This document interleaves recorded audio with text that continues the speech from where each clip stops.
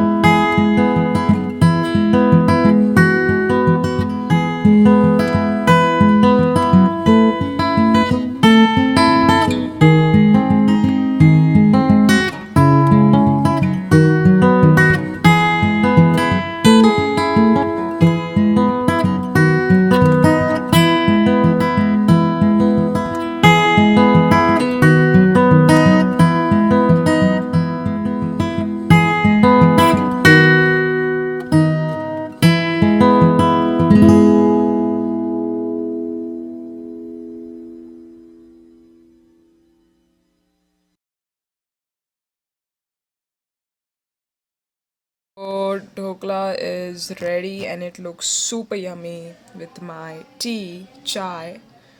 And this is actually the best combination, actually, like I've done all this.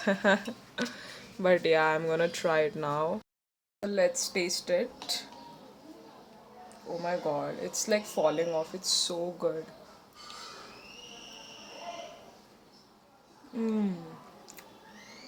It's so it's just look at this. Like it's so soft and it's so spongy and like it's exactly the way it should be.